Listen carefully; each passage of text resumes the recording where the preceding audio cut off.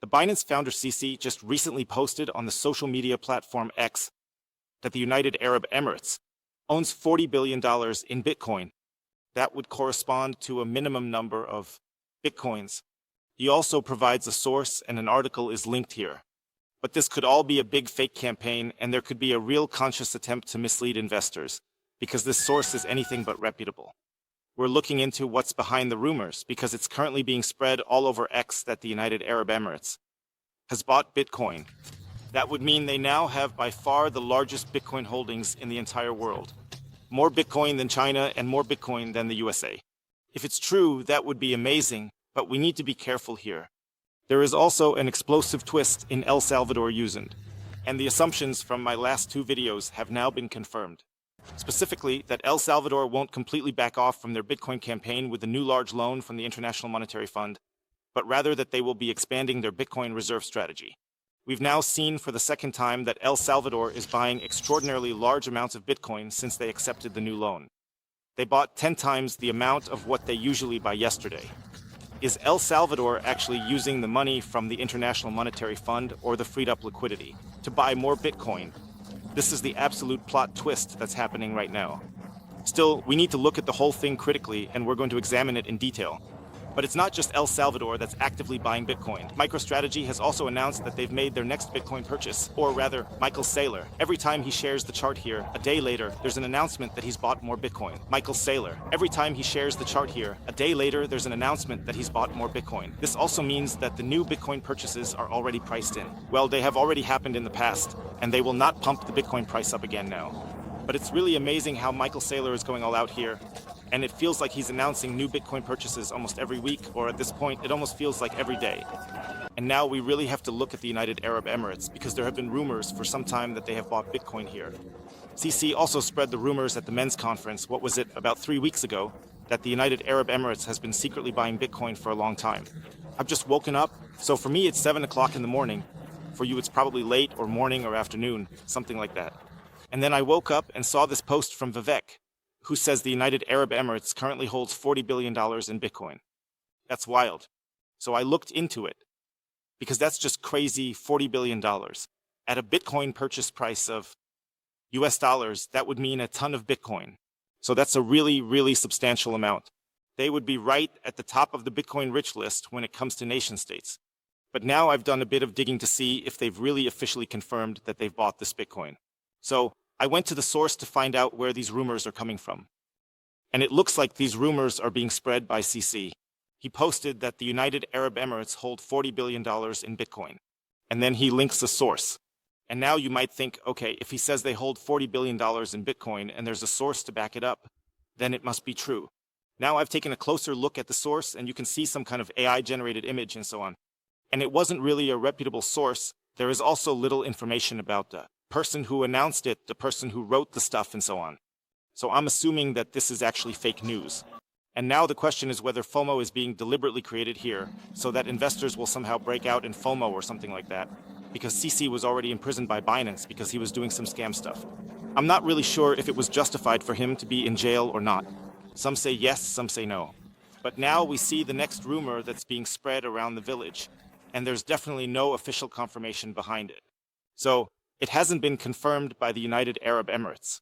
Maybe CC actually has insider information and just shared it blindly because he secretly knows that the UAE will announce it. But this article definitely doesn't indicate that we have an official confirmation. So it's still just a rumor, and that shows how careful you have to be, how such rumors can be spread by someone who is, let's say, trustworthy. CC is a trustworthy person for many people. And that's why here's another warning. Always take a close look at such news and check the sources. But if you have any other insider information, feel free to drop it in the comments below. I'm always open to that. That's right, I'd definitely be the first one to jump on it and say, hey, awesome, awesome, awesome, now the nation-state FOMO is kicking in. I'm pretty sure that sooner or later, a message like that will go online with an official confirmation 2021. But right now, we still don't have the official confirmation.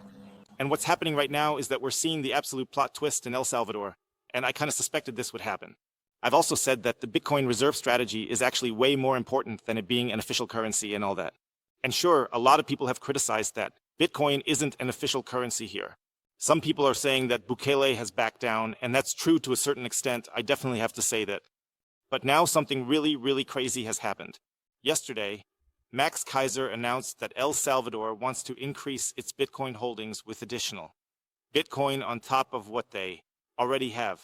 So they would have like 5 Bitcoin. And that's supposed to happen in the short term, like within a year or two, I'm not sure how long.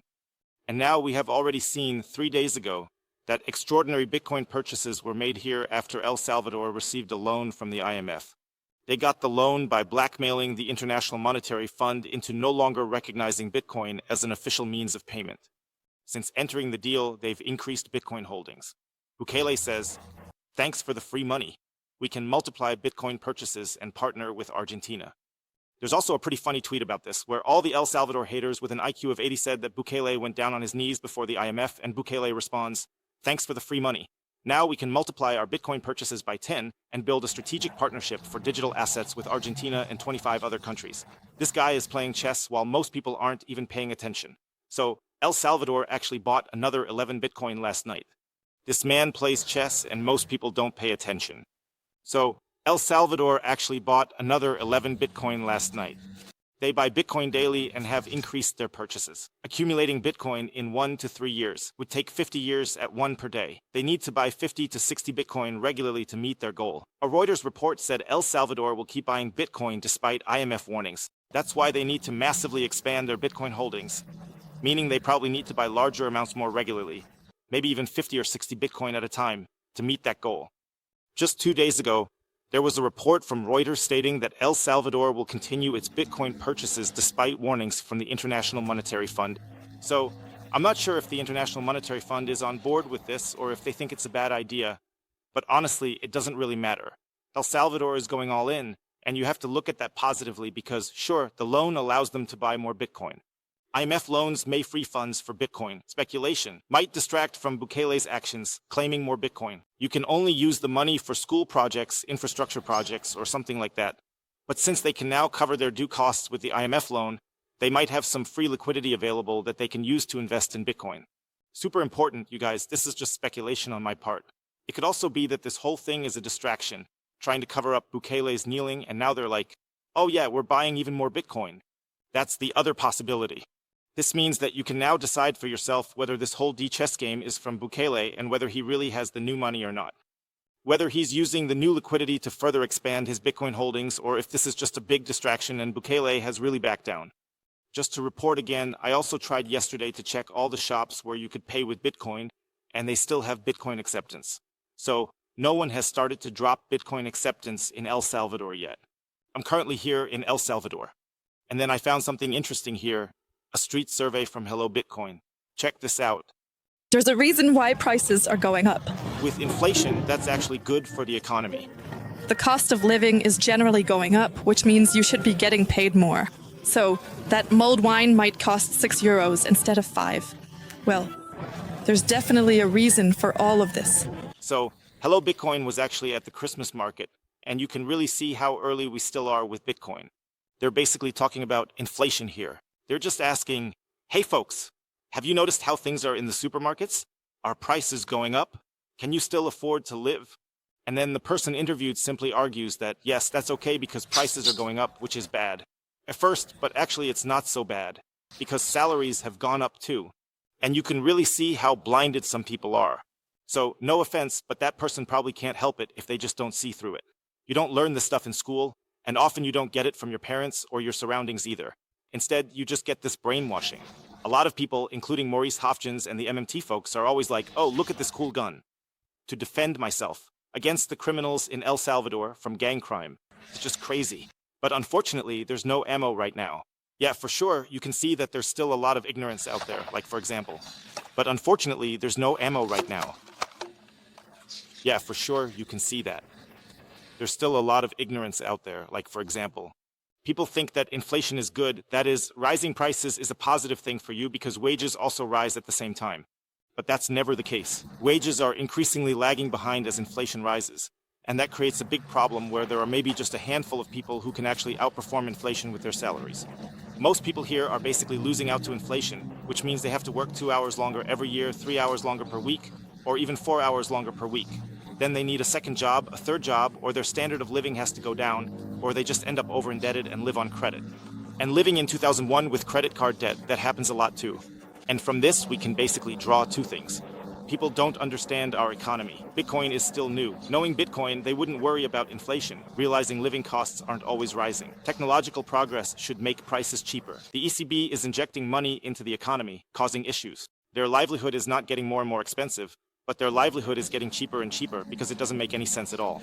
Through technical innovation, technical progress, prices should actually become 2001 times cheaper, as is the case in a Bitcoin standard.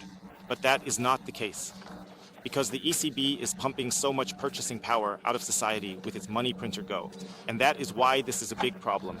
And if you want to buy Bitcoin now, I'll drop a link below for you to the easiest way to buy Bitcoin in Europe. Here, you're not a slave to inflation. You can actually stand on your own 2 feet. You can basically escape inflation here because Bitcoin is capped at 21 million. You can also get up to 20% off the fees when buying Bitcoin with the code bitcoinhotel. I'm signing off from El Salvador. Peace out. 1000.